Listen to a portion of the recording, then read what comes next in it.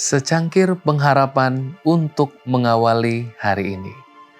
Renungan pagi 3 Juli, pemikiran mengenai pola hidup dan doktrin bagian pertama.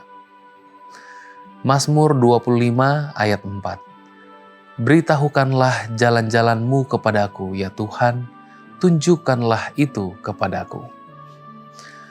Anda mungkin telah memperhatikan dalam bacaan kita selama beberapa bulan terakhir bahwa Ellen White mengambil peran yang lebih besar dalam bidang praktik pola hidup Advent daripada dalam pembentukan doktrin. Dalam pembentukan doktrin, prosedurnya dimulai dari pendalaman Alkitab hingga terbentuknya konsensus umum.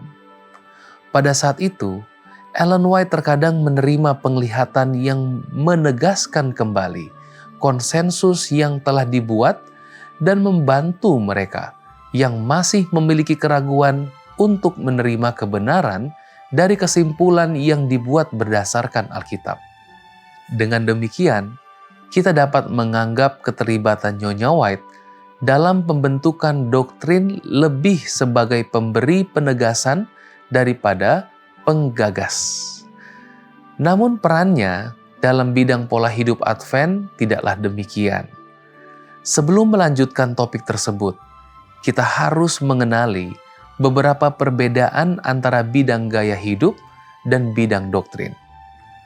Meskipun umat Advent abad ke-21 cenderung melihat isu doktrin dan pola hidup sebagai hal yang sama pentingnya, tetapi pandangan para pendiri denominasi tersebut tidaklah demikian.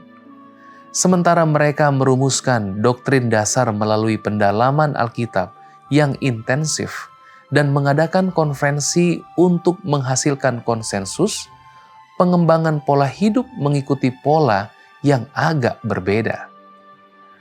Mungkin perbedaannya berkisar pada fakta bahwa doktrin menentukan sesuatu denominasi. Oleh karena itu, doktrin di antara umat Advent hari Sabat mula-mula merupakan perkara yang sangat penting dan mendapat banyak perhatian. Di sisi lain, hal-hal yang berkaitan dengan pola hidup cenderung menjadi perhatian sekunder.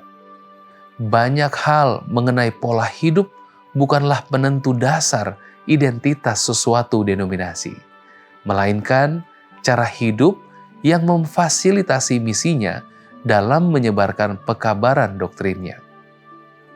Dari cara pandang ini, reformasi kesehatan memungkinkan orang untuk menjadi saksi dan misionaris yang lebih baik dan memungkinkan orang yang disembuhkan untuk lebih dapat memahami Injil.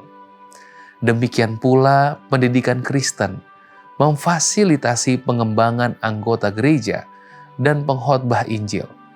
Sekali lagi, persepuluhan dan persembahan tidak hanya memungkinkan orang untuk mencerminkan karakter Dia yang begitu mengasihi sehingga mengaruniakan putra tunggalnya, tetapi juga meneruskan misi Tuhan di bumi.